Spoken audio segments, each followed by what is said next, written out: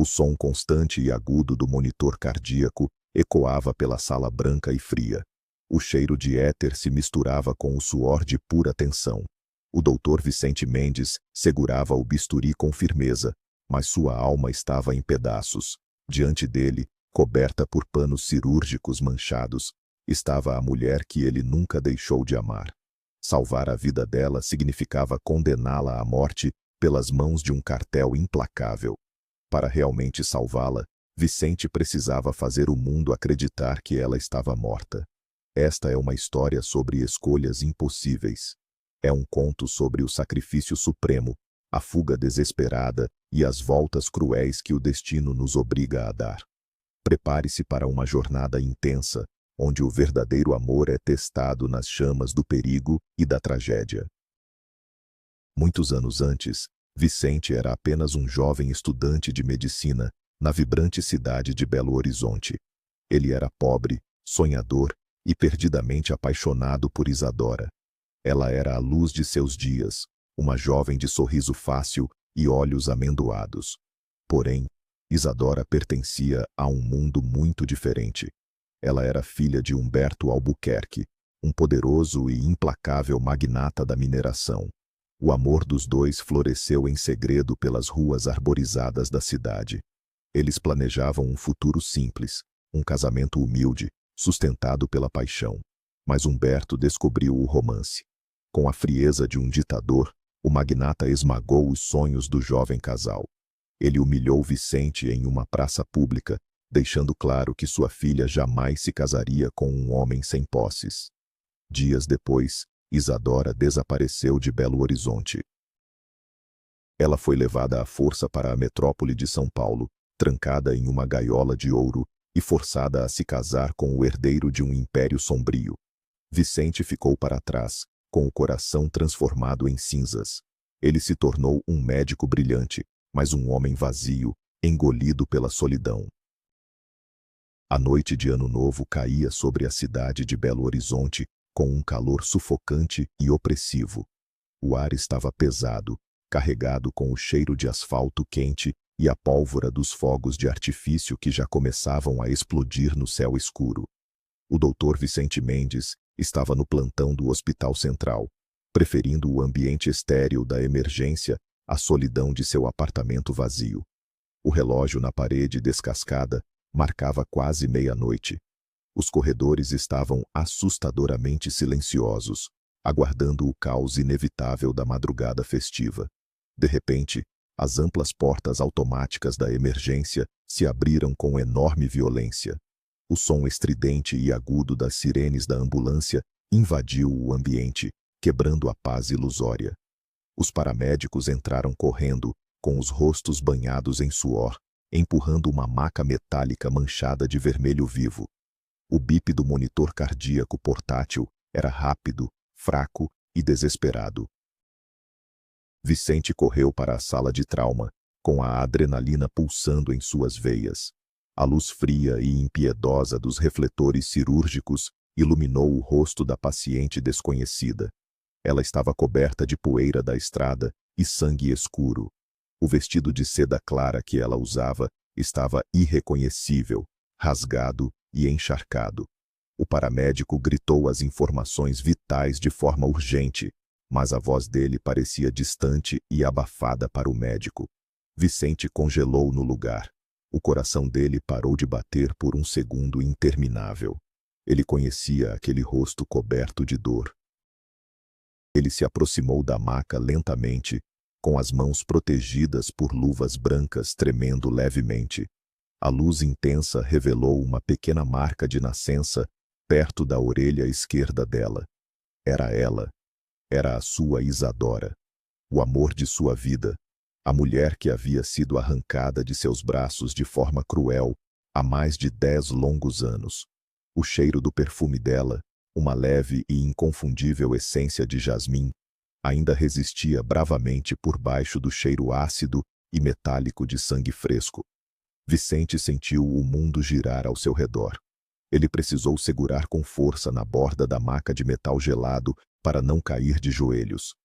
As memórias do passado inundaram sua mente como uma tempestade violenta e repentina. O sorriso iluminado dela sob as árvores da praça. O toque suave de suas mãos no rosto dele. A dor esmagadora e sufocante da despedida forçada. Mas agora não era o momento para o passado. O dever absoluto da medicina o chamava de volta à realidade crua. Ele respirou fundo, enchendo os pulmões com o ar gelado do ar-condicionado, engoliu a emoção que ameaçava sufocá-lo e assumiu o controle total da situação. Ele precisava salvar a vida da única mulher que realmente amou. O destino irônico havia colocado Isadora em suas mãos novamente. A batalha implacável pela vida dela estava apenas começando naquela noite iluminada por fogos. A cirurgia foi uma verdadeira descida ao inferno, exaustiva e terrivelmente complexa. Os ossos de Isadora estavam fraturados em múltiplos lugares. O monitor cardíaco oscilava perigosamente, testando os limites da sanidade de Vicente. Cada corte que ele fazia, cada ponto que ele costurava, era acompanhado por uma oração silenciosa e desesperada. Do lado de fora da janela do centro cirúrgico, os fogos de artifício coloriam o céu de Belo Horizonte com tons de vermelho, verde e dourado. As explosões abafadas pareciam o som de um campo de batalha. O suor escorria pela testa de Vicente, sendo rapidamente enxugado por uma enfermeira atenta. Ele trabalhou por mais de 4 horas ininterruptas. As mãos dele, geralmente tão firmes e precisas, agiam por puro instinto e desespero amoroso. Ele fixou placas de titânio, estancou hemorragias internas graves e lutou contra a pressão arterial que despencava sem aviso. Cada segundo parecia durar uma eternidade torturante. Ele murmurava palavras de encorajamento para a mulher adormecida, sob o efeito da anestesia pesada. Fique comigo, Isadora. Não me deixe de novo. Finalmente, após uma eternidade de tensão extrema, os sinais vitais dela se estabilizaram. O ritmo do coração encontrou uma batida regular e reconfortante. Vicente deu um passo para trás, exausto e trêmulo. Ele havia conseguido puxá-la de volta da beira do abismo escuro da morte. Depois que Isadora foi transferida para a unidade de terapia intensiva, Vicente desabou em uma cadeira na sala de descanso dos médicos. A sala estava escura, iluminada apenas pelas luzes distantes da cidade que piscavam pela janela de vidro duplo. Ele tirou a touca cirúrgica e esfregou o rosto cansado com as 2 mãos calosas. O silêncio do ambiente contrastava violentamente com a tempestade emocional que devastava seu interior. A porta se abriu com um rangido suave. Uma enfermeira entrou segurando uma bolsa de couro feminina, rasgada e suja de terra e sangue. Ela colocou o objeto sobre a mesa de centro. Doutor, os pertences da paciente chegaram junto com a ambulância. Vicente assentiu em silêncio, agradecendo com um olhar cansado. Quando ficou sozinho novamente, a curiosidade e o instinto protetor o venceram. Ele puxou a bolsa em sua direção. O couro estava arranhado, evidenciando a violência do acidente automobilístico. Ele abriu o zíper danificado com cuidado. Lá dentro, misturado a cosméticos quebrados e cartões de crédito em nome de outro homem, havia um caderno de couro marrom. Parecia um diário antigo e bem cuidado. As mãos de Vicente tremeram ao tocar a capa de couro macio. Ele sentiu que estava prestes a invadir a alma da mulher que amava. Sem conseguir resistir ao impulso, ele abriu o caderno na primeira página disponível. Logo na primeira página do diário, algo caiu sobre a mesa de madeira da sala de descanso. Era uma fotografia antiga, com as bordas desgastadas pelo tempo e pelo manuseio constante. A imagem estava amarelada, mas perfeitamente nítida. Nela, um jovem Vicente sorria abraçado a uma Isadora radiante, tendo as águas calmas da Lagoa da Pampulha como pano de fundo. Uma lágrima quente e solitária escorreu pelo rosto maduro do médico, pingando silenciosamente sobre o vidro da mesa. Ela havia guardado aquela foto todos esses anos. Ela não o havia esquecido, mesmo vivendo em outro mundo, casada com outro homem. O coração dele se apertou com uma dor doce e dilacerante. Ele virou a fotografia e viu, escrito a caneta azul desbotada, a frase curta e poderosa: "O único amor verdadeiro da minha vida." Vicente respirou fundo, sentindo o peito queimar de emoção e revolta contra o destino. Ele começou a ler as páginas seguintes. A caligrafia de Isadora era elegante, mas revelava a angústia de uma alma aprisionada. O diário contava a história assustadora dos anos que se seguiram após a violenta separação forçada por seu pai em Belo Horizonte. Era uma crônica dolorosa de uma mulher que foi vendida como uma mercadoria preciosa. As palavras no papel descreviam o terror de Isadora ao ser trancada em uma cobertura luxuosa e fria na cidade de São Paulo. Seu pai, o impiedoso Humberto, agia como um carcereiro de terno e gravata. Ela foi isolada do mundo, sem acesso a telefone ou correspondência. O diário detalhava as pressões psicológicas extremas que sofreu. Ou ela aceitava se casar com Ricardo, o filho de um poderoso e obscuro magnata dos transportes, ou seu pai a internaria em um sanatório para pessoas com problemas mentais. O desespero pingava de cada palavra escrita com tinta escura. Vicente lia com os dentes cerrados de pura raiva. Ele imaginou a sua doce Isadora, presa em um ambiente luxuoso, mas sem ar para respirar, chorando sozinha em noites intermináveis. A narrativa mostrava o dia em que um suposto psiquiatra foi levado ao apartamento. O homem a dopou com medicamentos pesados. Quando ela acordou, sua mente estava confusa e submissa. Foi nesse estado de vulnerabilidade absoluta que ela foi levada a um restaurante sofisticado para conhecer o homem que seria seu dono. A escrita dela tremia nessa parte, demonstrando o pavor profundo que ainda sentia ao lembrar daqueles dias de escuridão total e perda de controle sobre a própria vida. Nas páginas seguintes, a narrativa do casamento forçado se desdobrava com uma frieza assustadora. A cerimônia suntuosa, repleta de flores importadas e convidados milionários, foi descrita por Isadora como o seu próprio funeral luxuoso. Ela caminhou até o altar, sentindo-se um cadáver enfeitado em seda branca e diamantes frios. Ricardo, o noivo, sorria para os fotógrafos com a arrogância de um predador que acaba de comprar sua presa mais valiosa. Vicente apertou as bordas do caderno com tanta força que seus nós dos dedos ficaram brancos. O diário relatava os primeiros anos de convivência. Ricardo não era apenas um empresário ambicioso. Ele era um monstro cruel e sem alma. Ele mantinha a esposa sob vigilância constante de seguranças armados. As agressões verbais rapidamente evoluíram para humilhações físicas e traições descaradas. O pai de Isadora, quando procurado por ela em busca de ajuda, apenas mandou que ela fosse uma esposa mais obediente e submissa.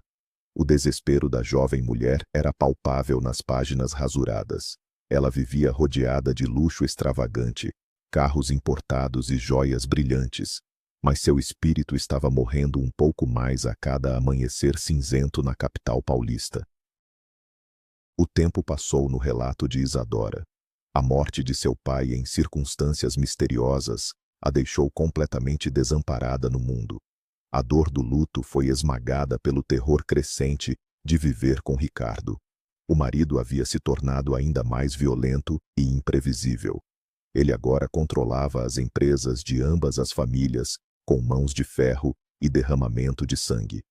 O diário relatava noites em claro, onde Isadora trancava a porta do quarto e ouvia as festas degradantes que o marido promovia no andar de baixo.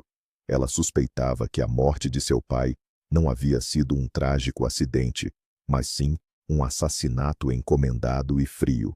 A última anotação, escrita com urgência e letras grandes, fez o sangue de Vicente gelar nas veias.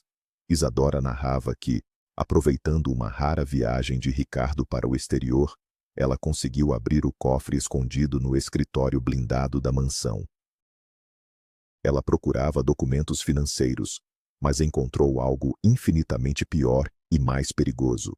O silêncio do hospital ao redor de Vicente parecia ter desaparecido, substituído pelo som imaginário do terror que Isadora deve ter sentido naquele escritório escuro e sombrio em São Paulo. O diário revelava a terrível descoberta. Dentro do cofre de aço escovado, Isadora encontrou 3 fitas de vídeo VHS. Movida por um desespero cego, ela assistiu ao conteúdo em um antigo aparelho no escritório. O que ela viu destruiu qualquer resto de sanidade que ainda possuía. As imagens mostravam Ricardo ordenando execuções brutais. Pior ainda, a última fita era a gravação de uma conversa onde o chefe de segurança de Ricardo, um homem sádico chamado Marcos, confirmava o assassinato do pai de Isadora. O marido dela era o mandante da morte de seu próprio sogro. O pânico saltava das páginas do caderno.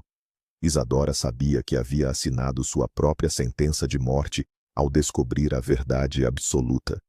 Ela escreveu que pegaria as fitas e fugiria para Belo Horizonte. Ela planejava entregar as provas para um velho amigo de seu pai, um promotor de justiça aposentado. Aquela foi a última página preenchida do diário escuro. Vicente fechou o caderno, respirando de forma ofegante e descompassada. A realidade horrível da situação o atingiu como um soco brutal no estômago vazio.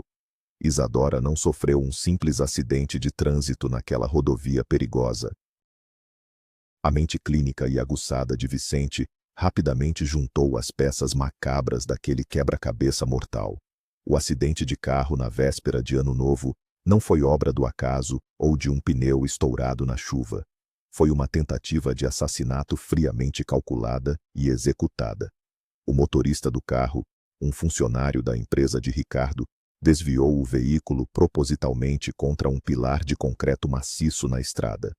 A intenção era silenciar Isadora para sempre e recuperar as fitas incriminatórias. Vicente se levantou de um salto, derrubando a cadeira de plástico duro para trás. Ele vasculhou freneticamente o fundo falso da bolsa rasgada. Revirou os compartimentos secretos. Não havia fita de vídeo alguma ali. O motorista assassino, antes de fugir covardemente do local do acidente, deve ter roubado as provas vitais. O suor frio escorria pelo pescoço do médico maduro. Se o motorista recuperou as fitas, Ricardo já sabia de tudo. Ele sabia que a esposa havia tentado traí-lo. Ele sabia que a tentativa de assassinato havia falhado porque ela foi resgatada viva pela ambulância. Os assassinos do cartel não demorariam a aparecer nos corredores brilhantes do hospital para terminar o serviço sangrento. Vicente correu pelo corredor silencioso em direção à unidade de terapia intensiva. A luz fluorescente zumbia fracamente acima de sua cabeça preocupada. Quando ele entrou no quarto isolado, viu que Isadora havia despertado do sono profundo, induzido pelos sedativos pesados. Ela olhava para o teto branco com olhos arregalados, repletos de um pânico animal e primitivo. A respiração dela era curta e ofegante, lutando contra o tubo de oxigênio sob o nariz. Vicente aproximou-se devagar da cama articulada. Ele segurou a mão frágil e enfaixada dela com extrema ternura. Isadora virou o rosto machucado. Quando os olhos dela focaram no rosto do médico, a expressão de terror deu lugar a um choque profundo e maravilhado. As lágrimas transbordaram de imediato, lavando a sujeira e os remédios de sua pele pálida. Vicente. Meu Vicente. Ela sussurrou com a voz rouca e dolorida. É um sonho. Eu devo estar morta. Vicente acariciou os cabelos emaranhados dela com a mão trêmula. Não é um sonho, minha Isadora. Você está viva. Você está segura comigo agora. Mas a ilusão de segurança durou apenas alguns instantes frágeis antes de desmoronar cruelmente. A lembrança brutal do acidente invadiu a mente frágil de Isadora. O rosto dela se contorceu em puro desespero e agonia. As fitas. Vicente, as fitas na minha bolsa. Ela tentou se levantar, mas a dor aguda a jogou violentamente contra o colchão de ar. O motorista jogou o carro contra o muro de propósito. Ele tentou me matar.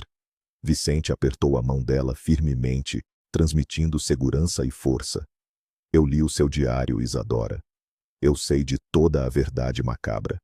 As fitas não estavam na sua bolsa quando você chegou aqui. O motorista deve ter levado. Ela começou a chorar convulsivamente, o peito subindo e descendo com força. Então acabou tudo. Ricardo vai me encontrar. Ele vai terminar o que começou. Ele tem policiais comprados, juízes no bolso. Eu sou uma mulher morta, Vicente. Por que você me salvou para que eu fosse assassinada nesta cama? Vicente olhou nos olhos aterrorizados da mulher que amava. Uma determinação fria e de aço endureceu o coração do médico pacífico. Ele tomou uma decisão que mudaria suas vidas para sempre e os empurraria para a margem da lei. Ele a protegeria com a própria vida. Eles não vão te matar, Isadora. Vicente falou com uma voz sombria. Porque para o mundo lá fora, você já está morta. O sol quente e impiedoso da manhã de Ano Novo começou a iluminar a cidade de Belo Horizonte. O calor já irradiava do asfalto, transformando o ar em uma estufa abafada. Vicente estava no posto de enfermagem quando as portas da ala de trauma se abriram com violência. O barulho ecoou pelo corredor limpo. 4 homens de ternos escuros, óculos de sol espelhados e expressões ameaçadoras entraram marchando pesadamente. O líder do grupo era Marcos, o infame e sádico chefe de segurança de Ricardo. Ele era um homem alto, corpulento, com uma cicatriz feia cruzando o pescoço grosso.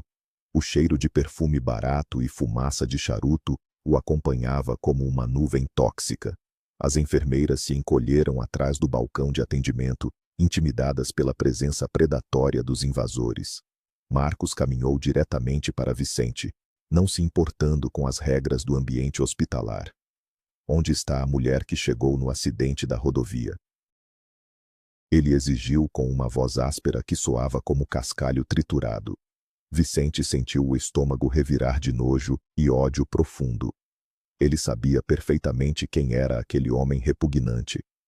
Vicente endireitou a postura, cobrindo o crachá com o jaleco branco, e assumiu a máscara fria da sua profissão.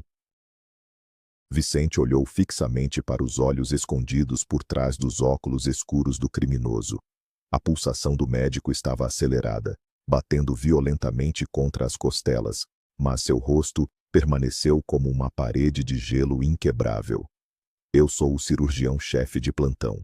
Quem são vocês e o que desejam nesta ala restrita do hospital? Marcos sorriu de forma cínica, mostrando dentes amarelados. Nós somos representantes do marido dela. Viemos buscar a senhora Albuquerque.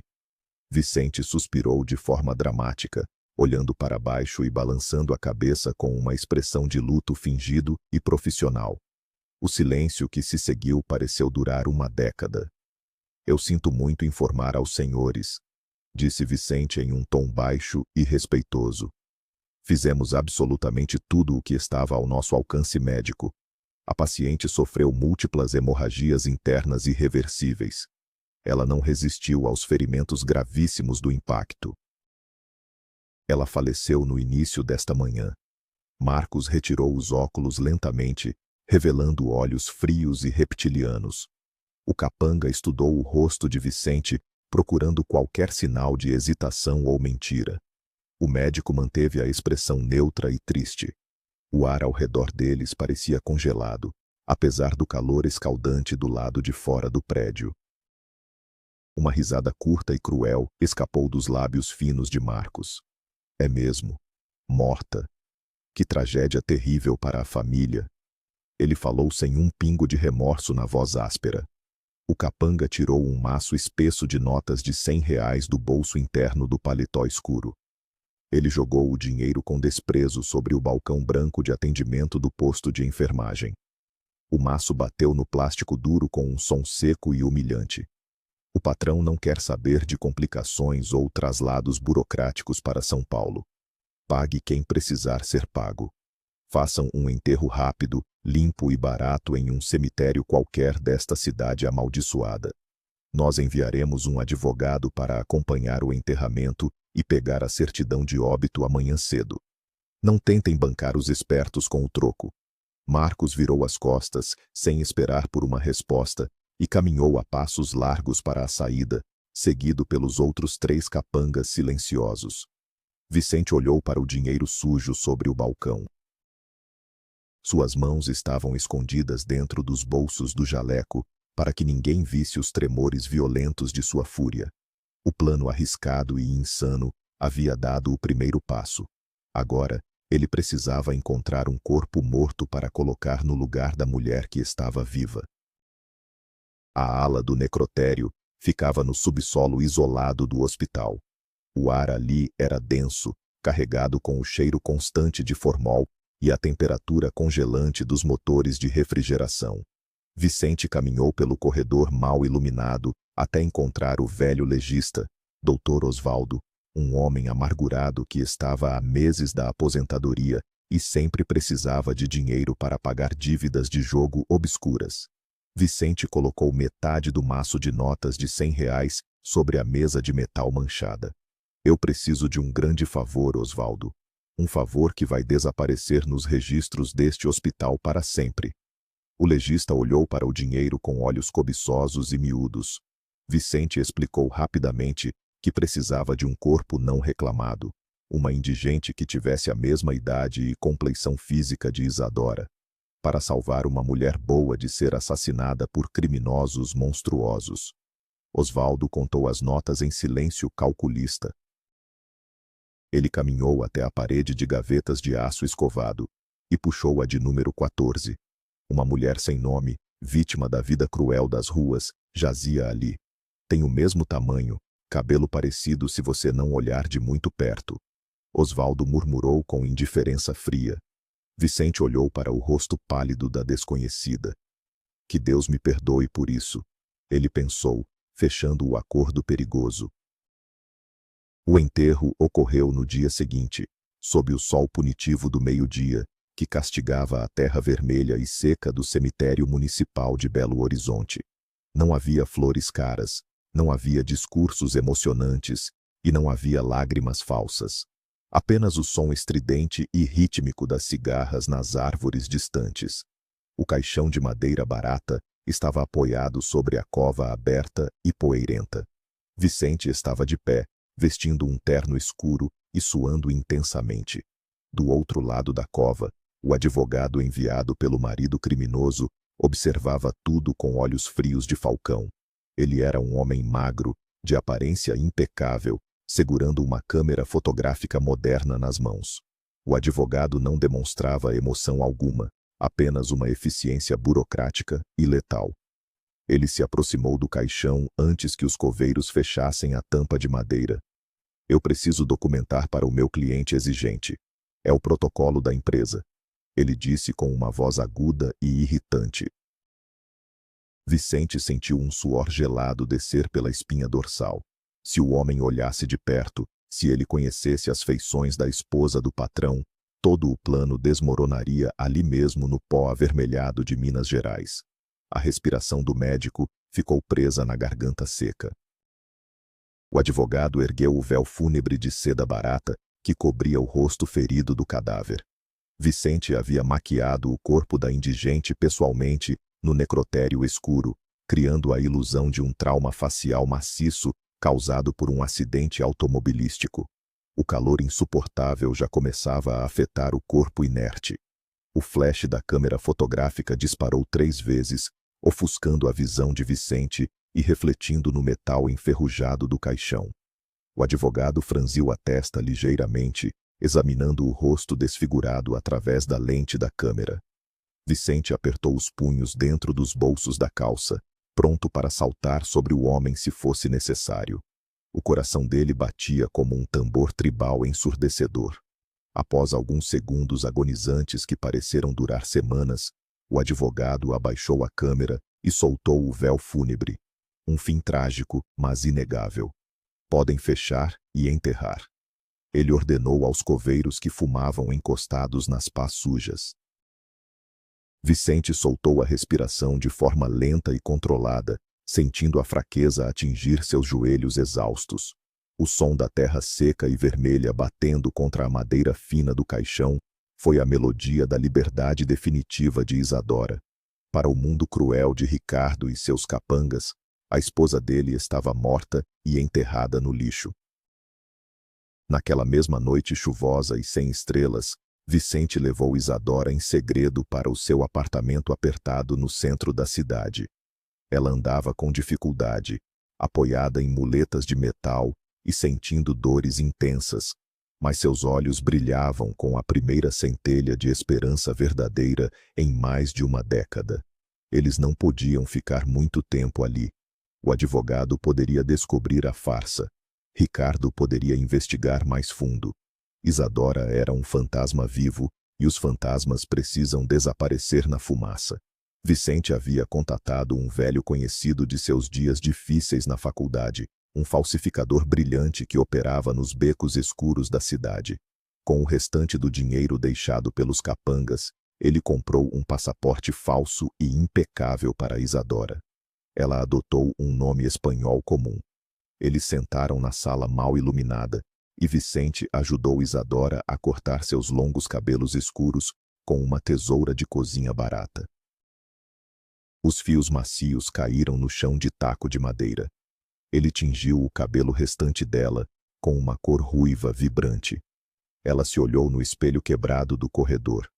A mulher rica e oprimida estava morta.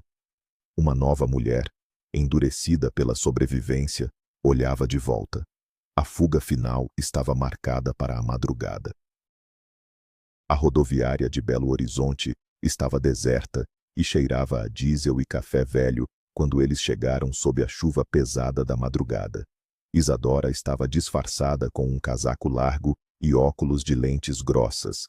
Ela pegaria um ônibus até o Rio de Janeiro e de lá voaria para Lisboa, em Portugal, onde a máfia de Ricardo não tinha alcance.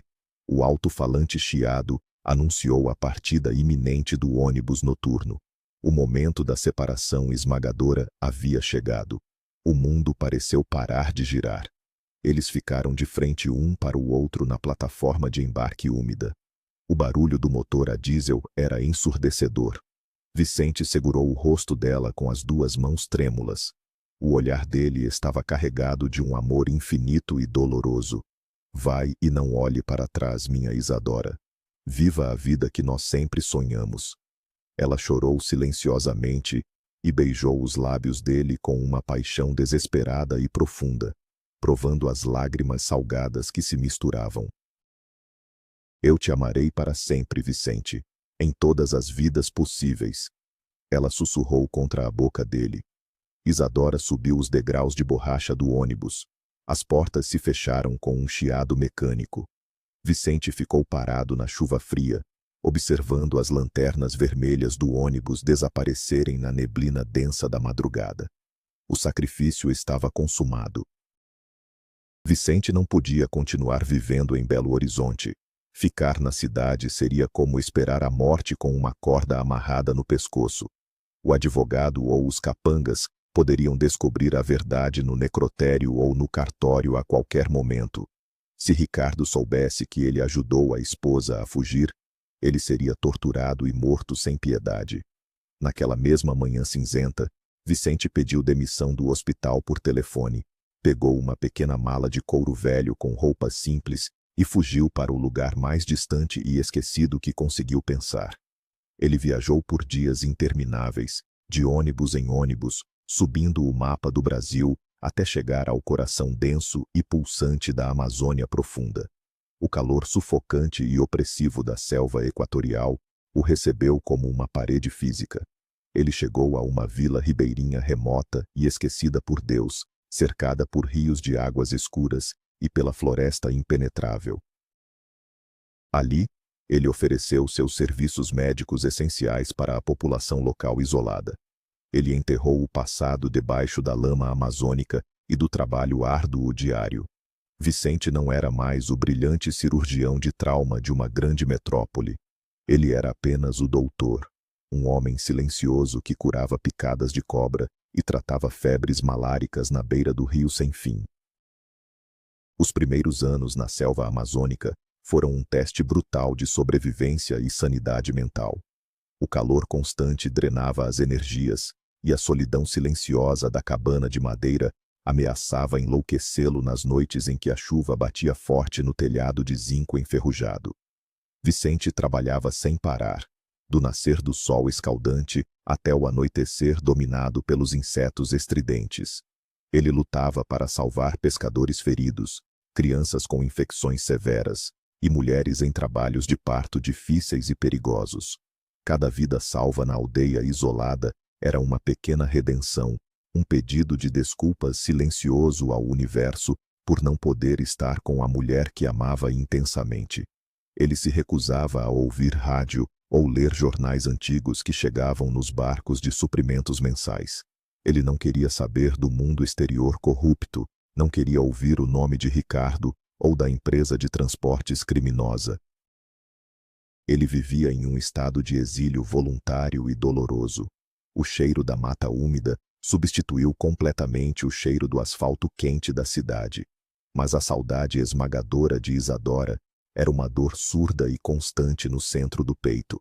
Era um fantasma persistente que dormia e acordava ao lado dele na cama de corda rústica. A rotina exaustiva de Vicente foi suavemente interrompida pela chegada de Juliana. Ela era a nova professora enviada pelo governo estadual para ensinar na minúscula escola ribeirinha de Madeira. Juliana era uma mulher forte, de pele beijada pelo sol forte e um sorriso sereno que parecia acalmar as águas agitadas do rio. Ela não fazia perguntas invasivas sobre o passado obscuro do médico triste.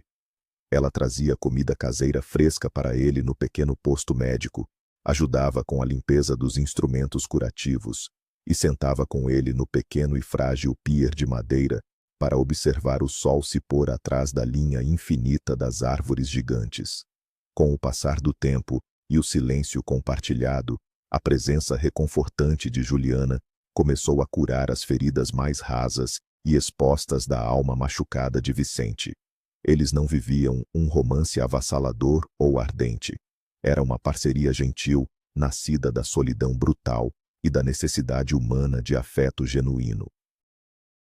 Eles começaram a dividir a mesma cabana simples. Ela cheirava a terra molhada pela chuva e a frutas frescas. Pela primeira vez em anos de sofrimento, Vicente sentiu que talvez pudesse encontrar um pouco de paz verdadeira antes de envelhecer e morrer naquela selva implacável.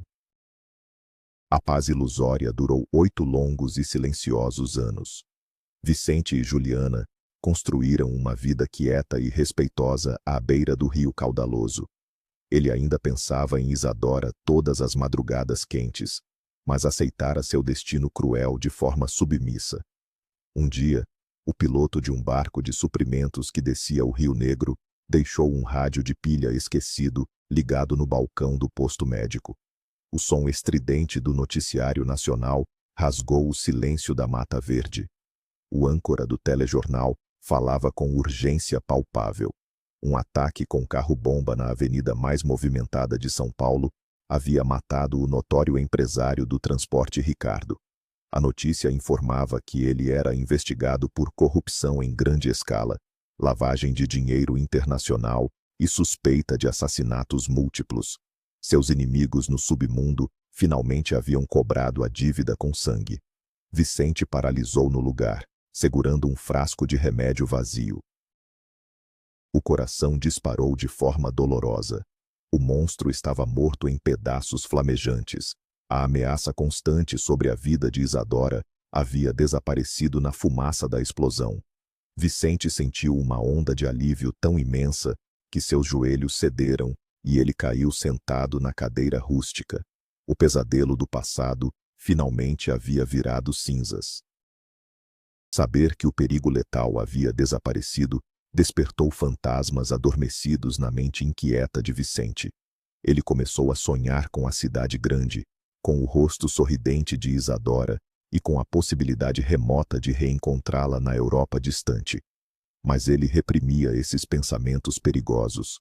Ele devia respeito a Juliana, a mulher incansável que cuidou de suas feridas emocionais e dividiu a dureza da selva com ele sem pedir nada em troca. No entanto, o destino na Amazônia sempre prova que a calmaria antecede a pior das tragédias. A estação das chuvas intensas chegou com uma fúria avassaladora e destruidora. O rio que passava perto da vila transbordou violentamente, transformando-se de um provedor de peixes em um monstro de águas barrentas e velozes, cheio de troncos enormes girando perigosamente. As tempestades não davam trégua, castigando as casas de palafita frágeis.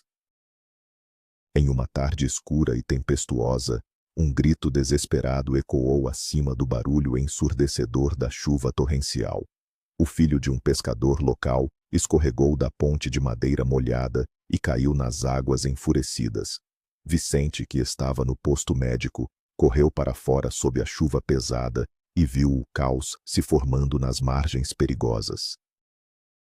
Antes que qualquer homem forte da vila pudesse alcançar a margem enlameada e perigosa, Juliana, que voltava da escola caminhando pela beira do rio, não hesitou por um segundo fatal. Ela se jogou na água turva e violenta para salvar a criança desesperada. Vicente correu com toda a velocidade que as pernas permitiram, escorregando na lama vermelha, gritando o nome dela até rasgar a garganta dolorida. Juliana conseguiu alcançar o menino em pânico. Ela usou suas últimas reservas de força para empurrá-lo em direção aos braços fortes de um pescador que se esticava a partir de um galho seguro. O menino foi puxado para a segurança em terra firme. No entanto, o esforço final exauriu completamente a professora heróica. A correnteza brutal, cruel e indiferente a puxou para baixo com uma força demoníaca.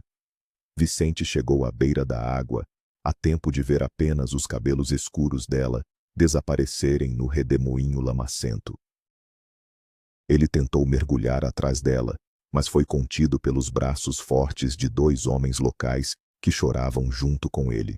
A tempestade rugia ao redor, abafando o grito de dor absoluta e desespero que rasgou a alma de Vicente e ecoou por toda a floresta escura. O corpo pálido e frio de Juliana foi encontrado a quilômetros rio abaixo, 2 dias após a tempestade apocalíptica ter passado. O luto cobriu a pequena vila amazônica como um cobertor denso e pesado. Vicente enterrou a mulher que o ajudou a sobreviver no pequeno cemitério coberto de folhas úmidas. A dor da culpa e da perda esmagou os restos do espírito do médico solitário. Ele percebeu de forma dolorosa que trazia morte e sofrimento para as mulheres que entravam em sua vida amaldiçoada. Ficar na selva silenciosa tornou-se uma tortura mental diária e insuportável. Cada som do rio correndo parecia sussurrar o nome da mulher afogada. Não havia mais nada para ele ali, apenas fantasmas e chuva implacável. Semanas após o funeral humilde, Vicente empacotou suas poucas roupas desgastadas, doou seus equipamentos médicos restantes para a comunidade e pegou o barco enferrujado de volta para a civilização barulhenta. Ele era um homem envelhecido antes do tempo, com cabelos grisalhos dominando as têmporas e uma postura curvada pelo peso esmagador de tantas tragédias invisíveis. Ele estava voltando para o ponto de partida, voltando para as ruas quentes e cruéis de Belo Horizonte, o lugar onde tudo havia começado. A cidade grande e barulhenta o engoliu novamente, mas Vicente parecia um fantasma caminhando entre os vivos. Ele encontrou seu velho amigo e contato da polícia, o agora capitão Marcelo, em um bar rústico no centro agitado. Marcelo estava com rugas fundas ao redor dos olhos e bebia uma cerveja amarga. Quando o policial viu Vicente, quase derrubou o copo de vidro no chão. Eles se abraçaram com a força de sobreviventes de guerra. Marcelo revelou os capítulos ocultos daquela história sangrenta. Após Vicente fugir, os capangas de Ricardo, incluindo o cruel Marcos, começaram a suspeitar do médico e o caçaram como cães raivosos. Mas a arrogância deles custou muito caro. Em uma perseguição desesperada na estrada escura, o carro blindado de Marcos foi violentamente esmagado por um trem de carga em um cruzamento sem sinalização. O destino puniu os assassinos de forma brutal e irreparável. E as fitas? Vicente perguntou com a voz trêmula. Marcelo sorriu um sorriso frio e satisfeito. As fitas misteriosas chegaram anonimamente ao Ministério Público Federal por correio internacional. Foram as investigações geradas por elas que levaram os inimigos da máfia a assassinar Ricardo com o carro-bomba luxuoso. A vingança de Isadora foi lenta, porém perfeita e devastadora. Saber de toda a verdade e da justiça implacável do destino não trouxe a felicidade esperada para o coração de Vicente.